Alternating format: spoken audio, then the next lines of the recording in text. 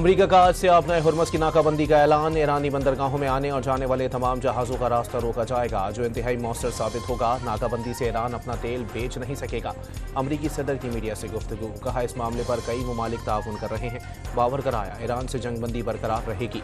ईरानी फौज, एयरफोर्स और नेवी को तबाह करने का फिर दावा कर दिया। कई ट्रिलियन डॉलर्स देने के बावजूद नेटो ने वक्त पर मदद नहीं की। नाकाबंदी पाकिस्तानी वक्त के मुताबिक आज रात 7 बजे से शुरू होगी। अमरीकी सदर ने ईरान की जानिब से आबनाए हुर्मस में जहाज़ों से महसूल की वसूल को भत्ताखोरी करार दे दिया। ट्रंप के आबनाए हुर्मस खोलने पर फिर हमलों की धमकी। दावा किया, ईरान मुज़ाकरात की तरफ वापस आएगा। वो सब कुछ देगा जो अमरीका चाहता है। कोई भी फौज बहरी जहाज आबनाए हुर्मस आने से बाज रहे। किसी भी फौजी जहाज ने आबी गुजरगाह के करीब आने की कोशिश की तो सख्त और फैसला कुन कार्रवाई की जाएगी। ईरानी इनकलाबी गार्ड्स ने खबरदार कर दिया। ईरानी स्पीकर पार्लियामेंट बाकर कालिबाफ ने आबनाए हुर्मस की नाकाबंदी का मुंह तोड़ जवाब देने का ऐलान कर दिया। सोशल मीडिया पर अमरीकी पेट्रोल पंप्स का नक्शा शेयर कर दिया। अमरीकियों को मुखातिब करते हुए कहा कि मौजूदा कीमतों का मजा ले लो, क्योंकि बहुत जल्द $4 से $5 फी गैलन पेट्रोल को भी हसरत से याद करोगे। ईरान ऐसी जगह नहीं जिसे ट्वीट्स और ख्याली मंसूबों से घेर लिया जाए। रहबर आला के मुशीर मोहसिन रजाई का दो टोक पैगाम। कहा, जिस अमरीका को बहरी नाकाबंदी में भी शिकस्त का सामना करना पड़ेगा। खबरदार किया, अमरीका का मुकाबला करने के लिए ईरान के पास बड़े और बेमिसाल हथियार मौजूद हैं। अमरीकी सदर डोनाल्ड ट्रंप ईरान में महदूद फौजी कार्रवाइयां दोबारा शुरू करने पर गौर कर रहे हैं। अमरीकी अखबार वॉल स्ट्रीट जर्नल का दावा। अमरीकी अखबार का बाखबर जराए से मुतालिक कहना है कि आबनाए हुर्मस की नाकाबंदी और महदूद फौजी कार्रवाइयों का मकसद अमन मुज़ाकरात में पैदा तातुल को खत्म करना है। हुकाम के मुताबिक ट्रंप बड़े पैमाने पर फ़िज़ाई कार्रवाइयां दोबारा भी कर सकते हैं, ताहम ये इम्कान कम है।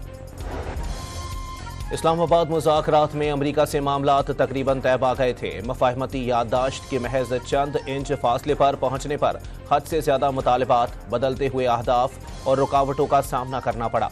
ईरानी वज़ीर ख़ारजा अब्बास इराक़ची का इंकशाफ। एक्स पर पैगाम में कहा कि अमरीका से 47 साल में पहली बार आला तरीन सतह पर मुज़ाकरात हुए, लेकिन कोई सबक हासिल नहीं किया गया। वाज़े किया, नेक नियति का बदला नेक नियति से मिलता है, जबकि दुश्मनी का नतीजा दुश्मनी ही होता है।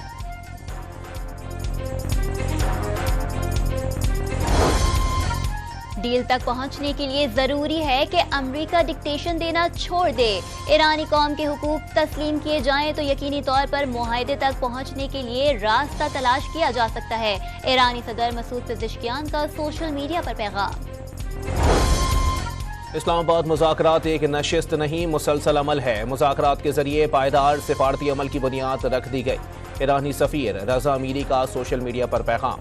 सालिसी की कोशिशों पर वज़ीर आज़म और फील्ड मार्शल से इजहार तशक्कुर।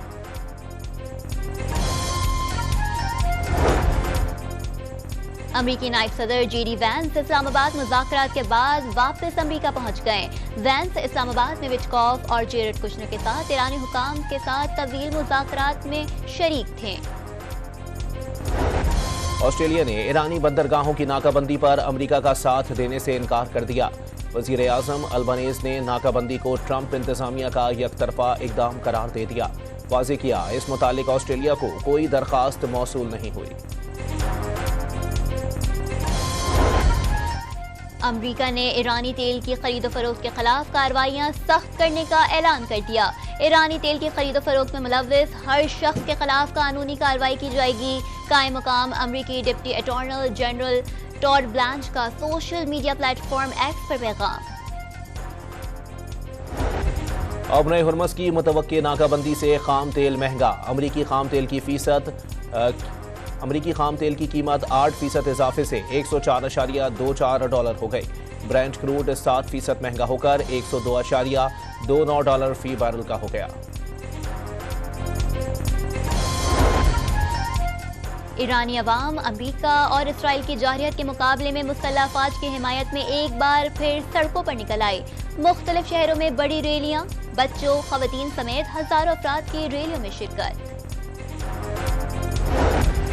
फ्रांसीसी सदर और बरतानवी वजीर आजम के दरमियान टेलीफोनिक राबता, मशरिक वस्ता की सूरत हाल और ईरान जंगबंदी से मुताल्लिक गुफ्तगू। जंगबंदी में लबनान को शामिल करने का मुतालबा। मशरिक वस्ता की किसी भी जंगबंदी में लबनान को बाहर रखने से मामलात मजीद बिगड़ेंगे। दोनों रहनुमाओं ने खबरदार कर दिया।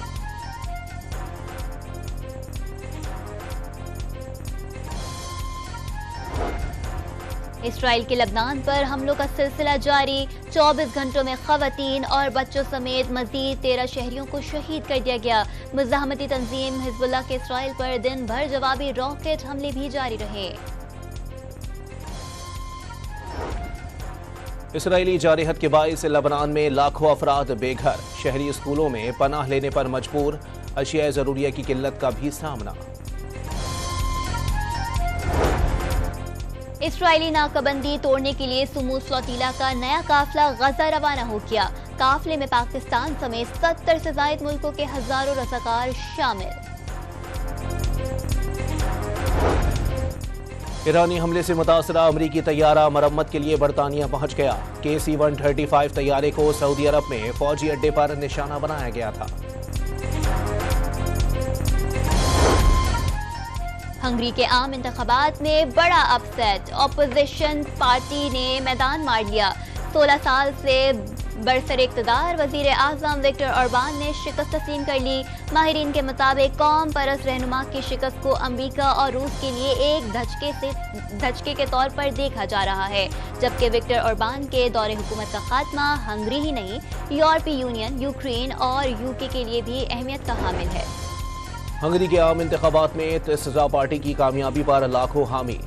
पीटर मागियार की जीत का जश्न मनाने सड़कों पर निकल आए। दारुल हुकूमत बुदापेस्ट में दरियाए डेन्यूब के किनारे हजारों अफराद जमा हुए, जहां अपोजिशन रहनुमा पीटर मागियार ने तारीखी इंतखाबात में फतह का ऐलान किया।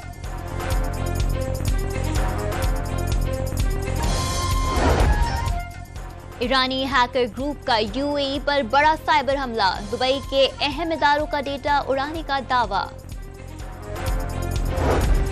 कराची के इलाके ख्वाजा अजमेर नगरी में कत्ल के 4 मुल्जिमान को गिरफ्तार कर लिया गया। 10 अप्रैल की सुबह शहरी रेहान को बीवी, उसके दोस्त, सास और साले ने मिलकर कत्ल किया, पुलिस का दावा।